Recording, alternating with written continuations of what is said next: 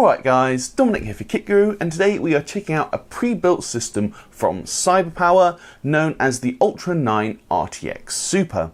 So this system costs £2,100 here in the UK, and its name does give it a couple of clues to the key specification, as it uses the Ryzen 9 3900 non-X processor, and for the graphics we have an RTX 2080 Super. Alongside those key specs, we also have 32GB of Corsair DDR4 3200MHz memory.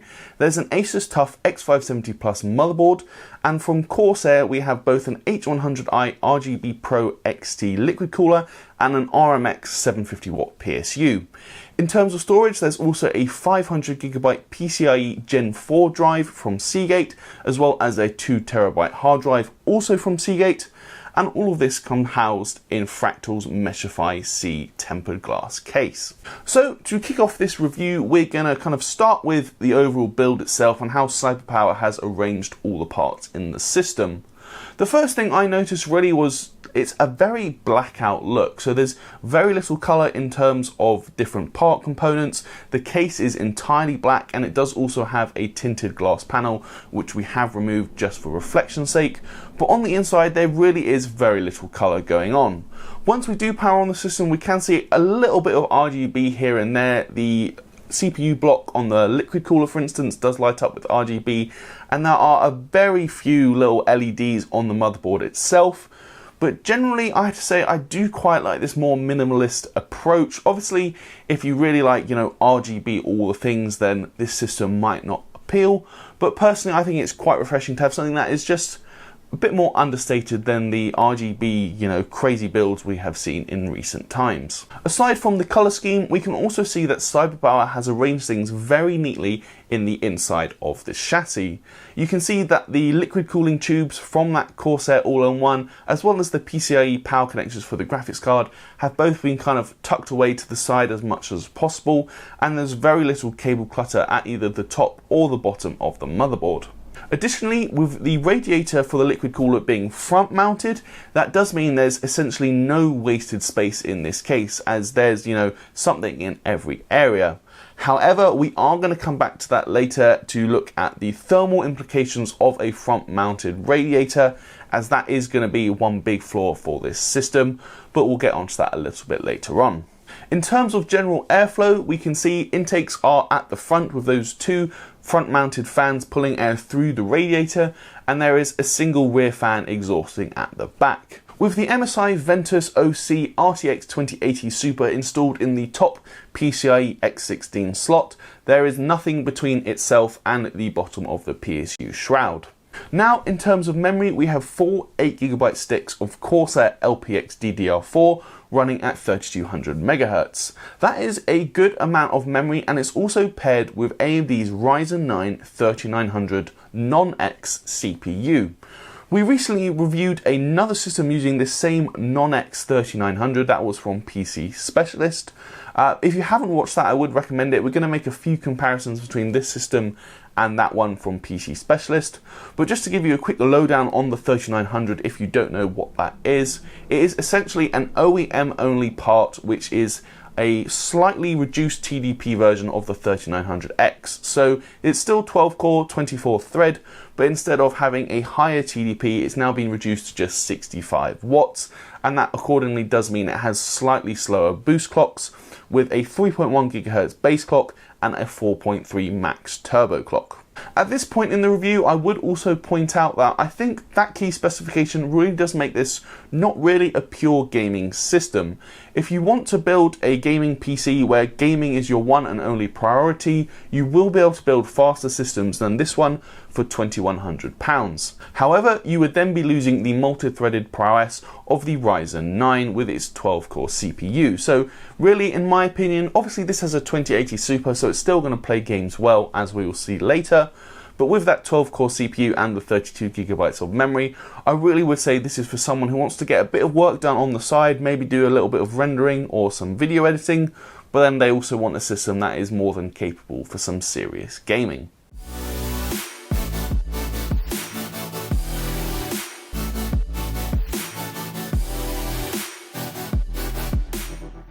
Moving on, just below the CPU we can see Seagate's Firecuda 520 PCIe Gen4 500GB M.2 SSD.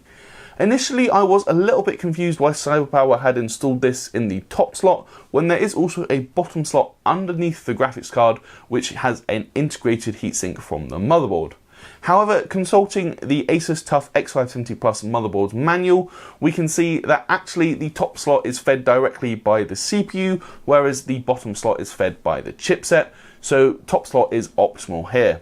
Additionally, I guess it also makes it a little bit easier if you have to maybe troubleshoot the drive or you want to replace it down the line. With it being in the top slot, it is a little bit more accessible than if it was underneath the graphics card. One other thing to point out now, and something I honestly haven't seen for quite a few years, is a dedicated Wi-Fi PCIe expansion card. So this is tucked away right in the bottom left corner. It's just because the motherboard doesn't have integrated Wi-Fi, so Cyberpower wants to give you that option out of the box. And two little antennae do also come included in a little spare accessories package, so if you do want to use Wi-Fi, that will get you up and running. Moving around the back of the system now, I have to say I was a little bit disappointed with the rear cable management. Cyberpower has actually tied most of the cables down to the motherboard, but it just doesn't seem to me that too much care has been paid to the actual routing of the cables. They kind of just seem to be sprawling and snaking here and there.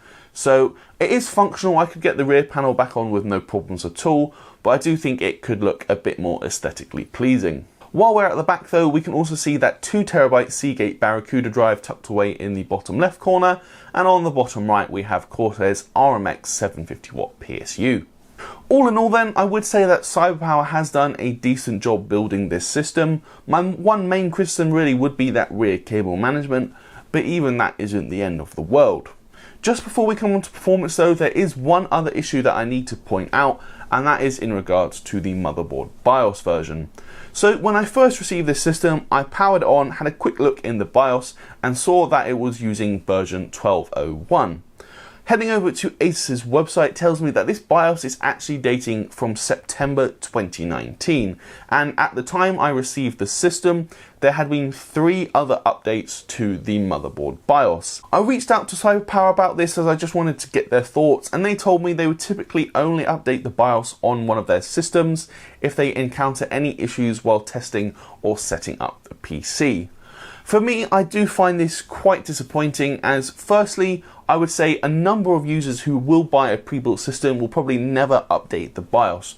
So I would have liked to think that an experienced OEM like Cyberpower would be able to at least ship with the latest BIOS when they are going to send out the system. So hopefully, you know, at the time of receiving the system at least, everything is going to be as up to date as it can be. Additionally, another point here is that being X570 and on the AM4 platform, there is a lot to say about updating the BIOS to get the latest AGESA version. And sadly, that September BIOS from this TUF X570 Plus motherboard was using an older version of AGESA, whereas if Cyberpower had updated to one of the newer versions, we would be on the latest AGESA version. So that is us potentially missing out on extra performance increases as well as some bug fixes. To be clear, I didn't experience any kind of system issues or instability using the older BIOS version, but definitely I think it is a bit disappointing, and I really would have expected the latest BIOS version to be installed at least at the time of shipping. We're going to move on to performance now though, and as I mentioned, we are going to be running a few comparisons with this Cyberpower system and the PC Specialist Ignite X1. So if you want to check out that review and see all of the benchmarks we ran today, head over to kitguru.net. Starting with CPU performance though, and looking at Cinebench R15 and R20, we can see that performance from this 12-core Ryzen is very near the top of the charts. That being said, we did notice a small performance deficit between the R9 3900 in this Cyberpower system and the one in the PC Specialist. Not by much, but typically the Cyberpower was scoring about 4 to 5% less in terms of its Cinebench scores. We don't actually have the PC Specialist system anymore, so we can't run any further testing to pinpoint the exact reason why this is. But if we had to kind of make an educated guess, I would say it would just be come down to slightly differing boost clock speeds. So for the duration of our Cinebench runs, typically the R9 3900 in this system would initially start the test at 4.3 GHz, but it'd only stay there for a split second, and then it would drop down and spend the rest of the run at 3.5 GHz. As for our 3D Mark benchmarks, we can also see that things are pretty much neck and neck in the Firestrike benchmark. However, it is in the 1440p DX12 time-spy benchmark that the Cyberpower really does start to pull away thanks to its superior graphics card, as we see a 15% higher overall score when comparing this to the PC Specialist. We'll also look at AIDA64 memory bandwidth, and there we can see things are pretty much what we'd expect from a 32GB DDR4 kit running at 3200 MHz. Additionally, running Crystal Disk Mark on both the Gen 4 SSD and our hard drive shows things are running at their advertised speeds, with that SSD posting up to 4,990 MB per second reads and up to 2,500 MB per second writes. Now, as for our gaming tests, here we tested 5 different titles at 1080p, 1440p and 4K resolutions. I really would say that at 1080p, we see some really impressive frame rates across the board from this system, particularly from less demanding titles like Doom Eternal and Far Cry New Dawn, where gaming at over 100 FPS even at 1440p is very achievable. Tougher titles like Gears 5 and Red Dead Redemption 2, however, do see average frame rates closer to the 75 FPS mark at 1440p. On the other hand, if you are going to be gaming at 1080p, particularly if you have a high refresh rate monitor, there all of our games apart from Red Dead Redemption 2 outputted over 100 frames per second at that resolution. In my opinion, if you do have a high refresh rate 1080p or 1440p monitor, this spec of the Cyberpower Ultra 9 RTX Super System is going to be ideal. The one thing I would say though is if you are looking for this system for 4K gaming, it probably won't cut the mustard, and that's just because we saw particularly the 1% lows often dipping down into the 30 FPS region. So it is still playable, but in my opinion it's not nearly going to be as good an experience as running high refresh rate at either 1080p or 1440p, which this system is more than capable of. So that is it for our look at general performance, and now we're going to check out the thermals. Starting with the CPU, I have to say that regardless of whether we're running our AIDA64 stress test or 3D Mark Time Spy, CPU thermals were very impressive, which I guess is to be expected considering this is a 65 watt TDP CPU being cooled by a 240mm all-in-one. The hottest we saw the CPU run was a spike up to 61 degrees during our Time Spy stress test, but that was very momentary as the temperature actually averaged under 50 degrees for the duration of the test. Even being pummeled in AIDA at 100% load, we didn't see CPU temperatures hit 55 degrees. Unfortunately, however, the GPU is another story. In our 3D Mark Time Spy stress test and in just general real-world gaming, we saw the GPU continually hit its 84 degree temperature target, with spikes up to 88 degrees registering during the Time Spy run. Those are not particularly impressive GPU thermals whatsoever. In fact, I'd say they were highly disappointing, and also it came at the cost of the fans ramping up significantly, as I actually observed them running at over 3000 RPM under load, which, as we will see in a little bit, did create a fair whack of noise. Clearly, the graphics card performance is suboptimal, and initially I have to say I did think it was perhaps just a bad aftermarket cooler. However, this brings us back to the point of the front-mounted radiator, and honestly, just for more of a curiosity's sake, I just wanted to see how much of that increased GPU temperature is because of the front-mounted radiator. So what we did was 2 simple things. First, we moved the radiator and its 2 fans to the roof of the case, so now that is acting as an exhaust. And then just to add in a bit of extra fresh air, so we do actually have some intake, we just added 2 PWM 120mm fans from Cooler Master at the front, just to act as intakes, creating what I would say is a very balanced and realistic fan setup for someone who would be perhaps building their own PC in this case. With those changes done, we reran our tests, and I have to say I was not expecting the results we saw, as the difference was simply remarkable. Not so much for the CPU, as that was running very cool anyway and it hardly changed even when we flipped things around, but the GPU saw a massive turnaround. it actually ran up to 14 degrees cooler in terms of its overall peak system temperature in the TimeSpy benchmark, and in terms of its average temperature for the run, that dropped by about 11 degrees. So that is some really significant gains just by moving the radiator to the roof and adding 2 intake fans at the front. Moving the radiator not only has a huge effect on thermals, but it actually also makes the card run faster thanks to GPU boost. Here we actually saw the card average just over 1860 MHz under load with the radiator at the front, so in its stock configuration, but moving it to the top actually saw its average frequency increase by almost 60 MHz, so it's not only cooler, but it's also running faster. Additionally, we can also see that this updated configuration makes a huge difference to overall noise. As we mentioned, in its stock configuration, the GPU fans were spinning up beyond 3000 RPM, which is actually 93% fan speed for this card. However, when we flipped the radiator to the roof and added those 2 intake fans, fan speed actually dropped to 65%, or just over 2200 RPM, which really does make a massive difference, and overall noise dropped by around 3 to 4 decibels. Lastly, we are going to come to power consumption as well, and with the RMX 750 watt from Corsair, this system under load actually drew less than half of the rated wattage for this power supply. That means not only are you going to be getting very good efficiency levels, but there is also plenty of headroom if you do want to upgrade maybe your processor or your graphics card down the line. There is going to be room to do that. So honestly, you might say it is perhaps slightly overkill for this system, but I would say it's definitely worth going for a quality power supply now and leaving room to upgrade later down the line.